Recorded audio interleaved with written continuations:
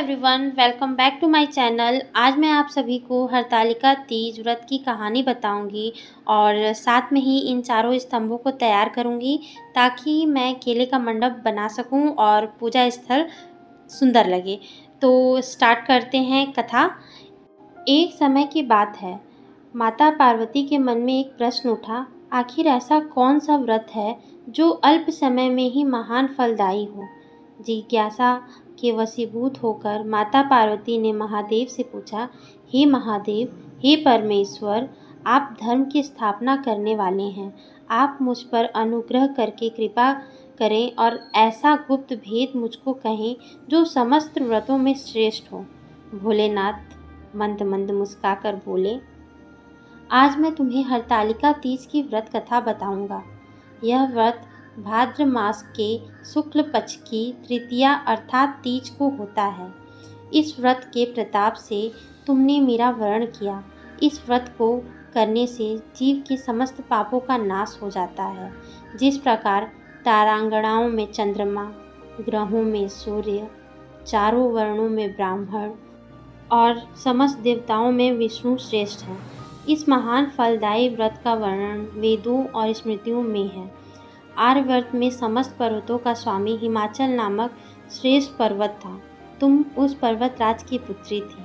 उसी पर्वत पर तुमने 12 वर्ष तक नीचे की ओर मुख करके तपस्या की थी। उस समय तुमने समस्त भोजन त्याग दिया था, केवल धूम्रपान ही करती थी। फिर उसी पर्वत पर तुमने 64 वर्ष केवल सूखे पत्तों को खाकर तपस्या की थी। तुमने कठिन से कठिन तप किया था। माघ के शीत मास में तुमने ठंडे जल में बैठकर तप किया था। बैसाख की तपती हुई गर्मी में तुमने आग के सामने बैठकर तप करती थी। श्रावण के परम पुनीत मास में तुम आहार को त्याग कर बाहर जल में बैठी रहती थी। यह सब देखकर तुम्हारे पिता पर्वतराज बहुत चिंतित थे। वह मन ही मन तुम्हारे विवाह के लिए बहुत ही चिंता कर रहे थे। तभी वहाँ नारद जी पहुँचे।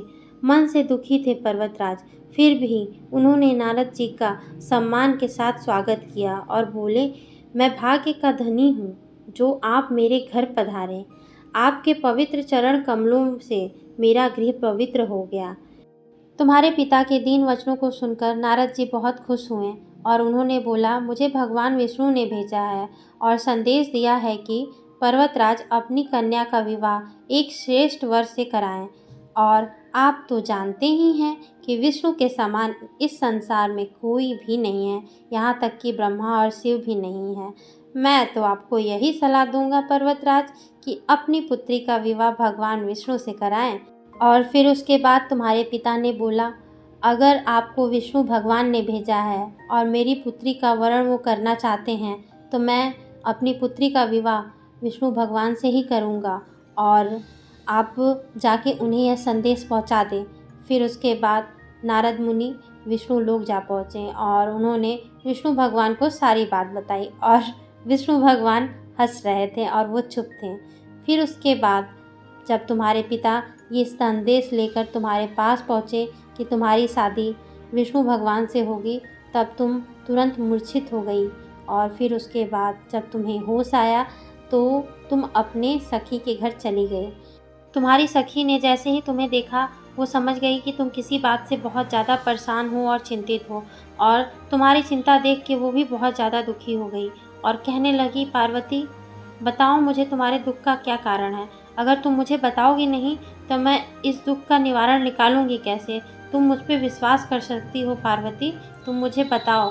फिर उसके बाद तुमने रोते हुए अपनी सखी को सारी बात बताई कि तुम भगवान शिव से प्रेम करती हो और तुम्हारे पिता ने तुम्हारा विवाह भगवान विष्णु से तय कर दिया है, इसलिए तुम अत्यंत दुखी हो और तुम्हें सूझ नहीं रहा है कि अब तुम क्या करोगी।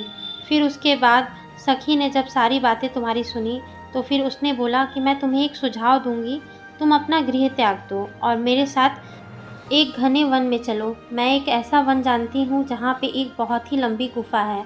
हम उस गुफा के बहुत अंदर जाएंगे और फिर तुम वहाँ पे आराम से अपनी तपस्या को प्रारंभ कर सकती हो और तुम्हारे पिता उस गुफा के अंदर नहीं आएंगे क्योंकि वह गुफा बहुत ही ढेर सारे पशु पक्षियों से भरा हुआ है।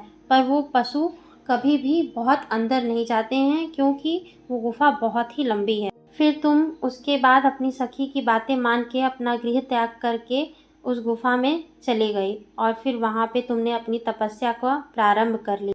दूसरी तरफ पार्वती जब पर्वतराज हिमालय को तुम्हारे गृह से गायब होने की सूचना प्राप्त हुई, वो बेसुध होके हर जगह तुम्हारी तलाश करने लगे और वो वन भी जाते पर गुफा के बाहर से ही वापस चले जाते हैं कि आखिर तुम इसके अंदर जाओगे ही क्यों। और दूसरी तरफ तुम अपनी तपस्या में लीन हो गई। अब तुमने पार्वती अन्न का भी त्याग कर दिया और फिर उसके बाद तुमने मेरी एक रेत की प्रतिमा बनाई और उसकी आराधना प्रतिदिन करने लगी। उसी समय एक दिन भादो मास की हज नक्षत्र युक्त तृतीया आ गई और तुमने मेरी पूजा की, रात भर जागरण किया और मेरे जीवन की लीलाओं का वर्णन किया और तुम्हारे इस महान तप से मेरा सिंहासन हिल गया और तभी मैं तुम्हारे सामने जाके प्रकट हो गया और मैंने बोला कि पार्वती, मैं तुमसे बहुत प्रसन्न हूँ। तुमने ये महान तप जो किया है उससे मैं बहुत ज़्यादा प्रसन्न हूँ। तुमको जो भी चाहिए वरदान मांगो, मैं तुम्हें तत्पश्चात वरदान दे दूँगा। और फिर उसके बाद तुमने बोला, हे भोलेनाथ, अगर आप मुझसे प्रसन्न हैं तो आप मुझे अपनी पत्नी के रूप में स्वीकार करें। और फिर मैंने तुम्हें आशीर्वाद दिया कि तुम्हारी हर मन इच्छा पूरी होगी और फिर मैं कैलाश लौट गया।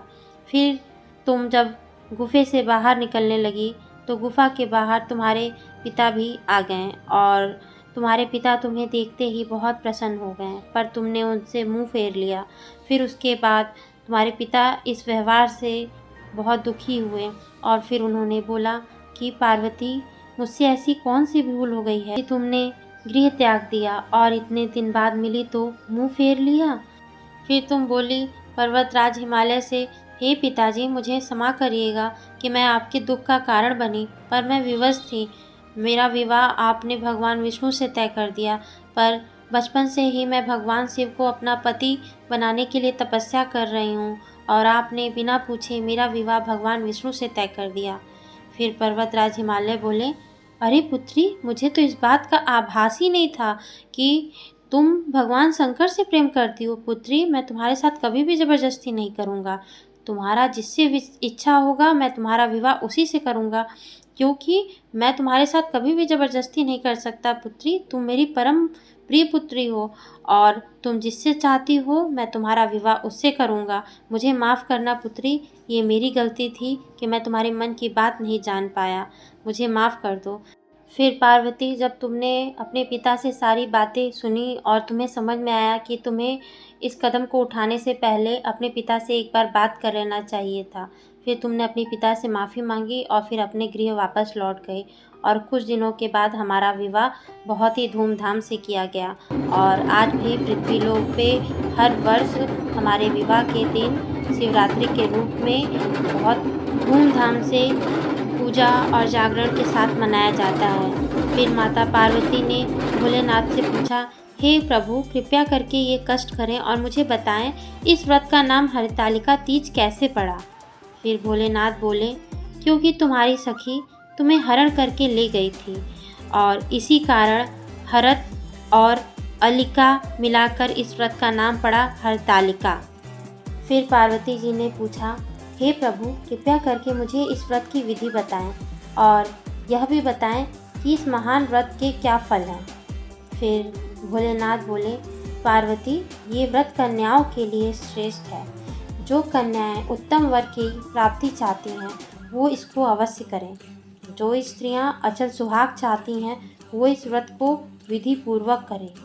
उनकी मनोइच्छा की पूर्ति करने वाला इससे उत्तम और कोई व्रत नहीं है।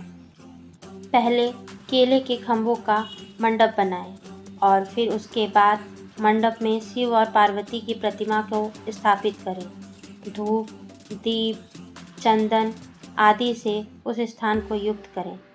प्रतिमाओं को गंगा जल से स्नान कराएं। फिर उसके बाद वस्त्र धारण कराएं, चंदन लगाएं, फूल माला चढ़ाएं और रात्रि में जागरण करें। ब्रह्मचर्य व्रत धारण करके व्रत के दिन शिव लीलाओं को पढ़ें अथवा श्रवण करें। मन में ओम नमः शिवाय इस श्रेष्ठ मंत्र का जाप करें। एकाग्रित होकर प्रार्थना करें। ब्राह्मण को गौ, वस्त्र, दक्षिणा देकर प्रसन्न करें। भोर होते ही पूजा की सामग्री को एकत्रित करें, नदी में प्रवाहित करें और जो इस प्रकार व्रत को करते हैं वो श्रेष्ठ फल पाते हैं। कन्या को मनचाहा पति मिलता है, स्त्री को अचल सुहाग प्राप्त होता है। यह व्रत समस्त पापों को नष्ट करता है। इस प्रकार पार्वती यह व्रत पूरा हुआ। प्रभु, मैं बहुत बड़ी भाग्यवान हूँ क्योंकि आपने मुझे ये कथा सुनाई, मेरा जीवन सफल हो गया। तो यहाँ पे ख़त्म होती है हमारी हरतालिका तीज की स्टोरी। अगर आपको मेरा वीडियो पसंद आया हो तो प्लीज़ मेरे वीडियो को लाइक करें, मेरे चैनल को सब्सक्राइब करें। आप सभी को हरतालिका तीज की बहुत सारी शुभकामनाएं। और हाँ, अगर आप ये स्तंभ ये सीमेंट से नहीं बना सकते हैं तो आप मिट्टी के गमले में भी इस टाइप का स्तंभ बना सकते हैं। और आपका दिन शुभ हो। Bye bye.